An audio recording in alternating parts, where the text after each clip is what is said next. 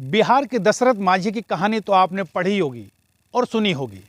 उन्होंने छेनी हथौड़े के दम पर अकेले ही पत्थरों के पहाड़ का सीना छलनी करके एक रास्ता बनाया था। आज करेरा में भी ऐसे ही एक दशरथ मांझी हैं जिनकी कहानी हम आपको बताने जा रहे हैं, जिन्होंने करेरा के आनंद सागर को वास्तव में आनंददायक जगह में बदला है अपनी मेहनत से। तो देखिएगा यह रिपोर्ट।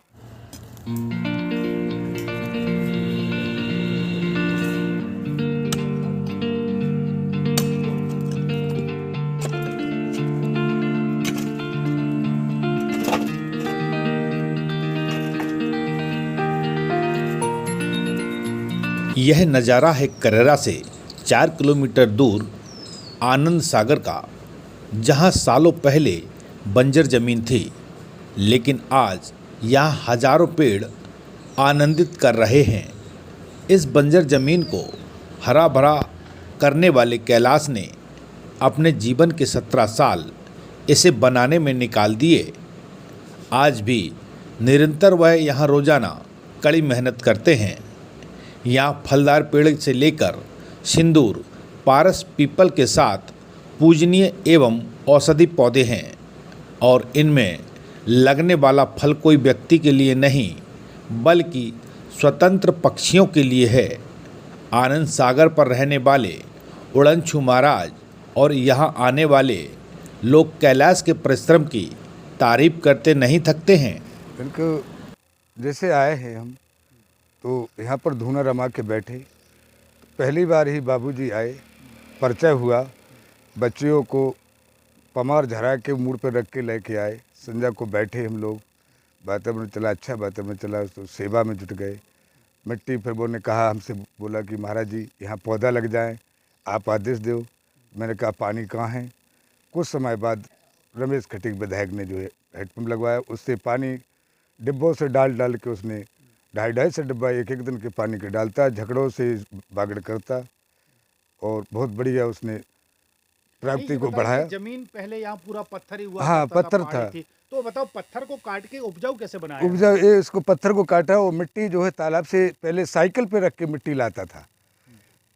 इस साइकिल पे, बोरी में साइकिल पे मिट्टी लेके आता था। साइकिल भी टूट गई उसकी 2-4 तो। हमारे कैलाश आदिवासी जी हैं जो करेरा से 3-4 किलोमीटर दूर आनंद सागर ये मंदिर है, आश्रम है।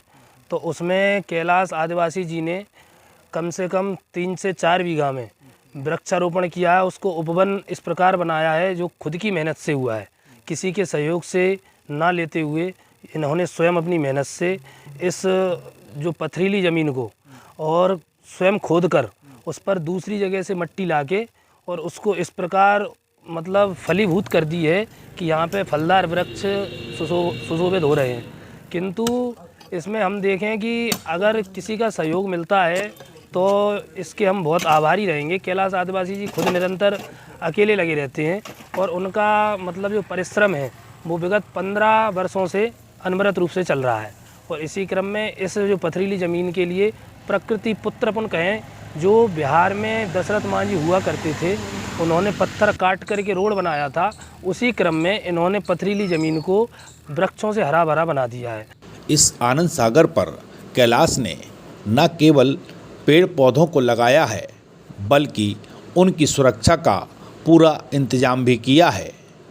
यहाँ हर पेड़ के चारों तरफ हस्त निर्मित ट्री गार्ड है, जिसकी विशेष संरचना पेड़ पौधों को संरक्षण प्रदान करती है। कैसे भी आंधी तूफान में यह पेड़ क्षतिग्रस्त नहीं हो सकते हैं।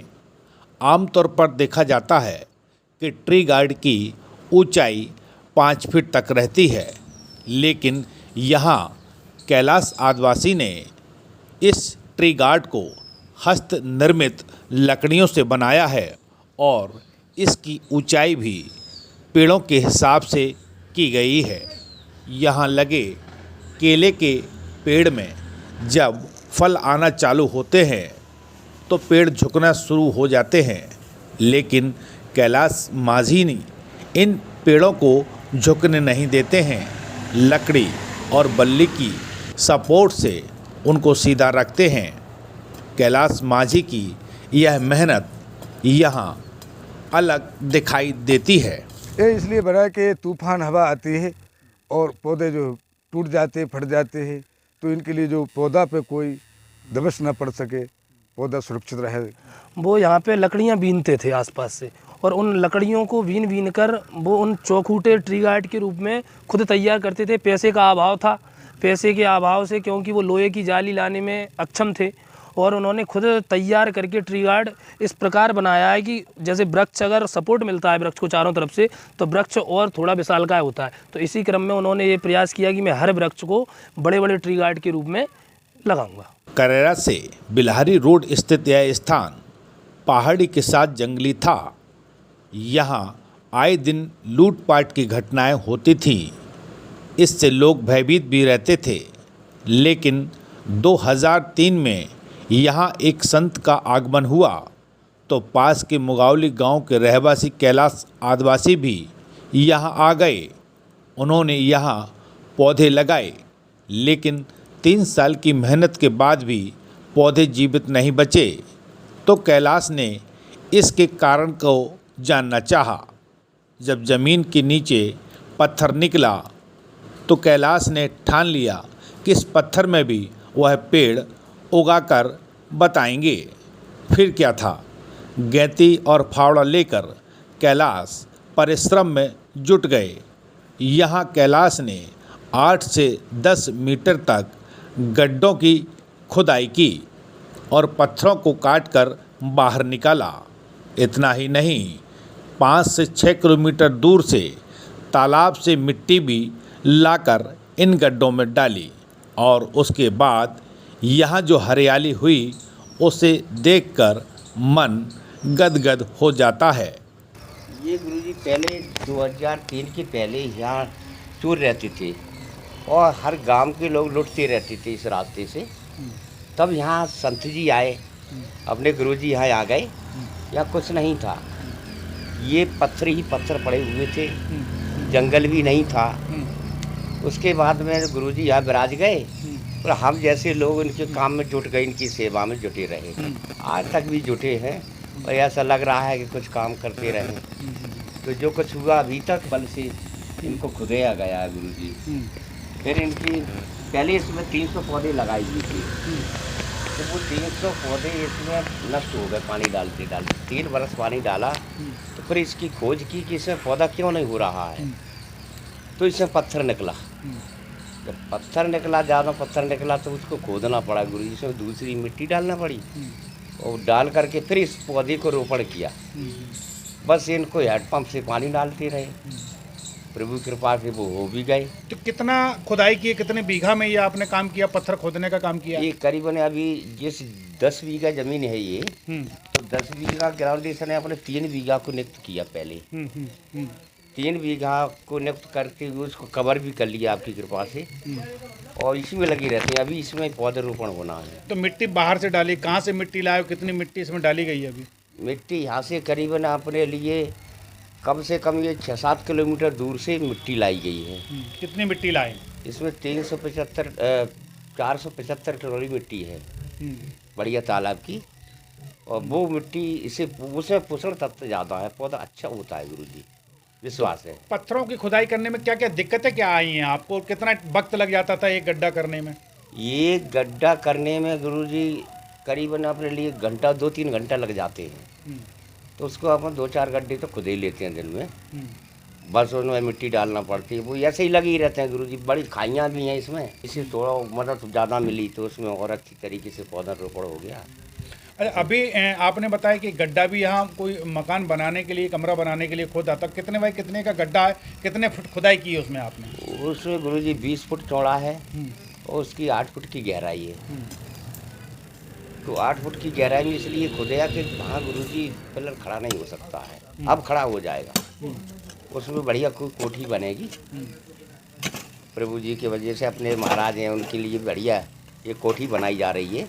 अब कितना समय लग गया उस पूरे गड्ढे को खोदने में? उसके लिए अपनी जो 3-4 महीने में अपनों खुदे लिया।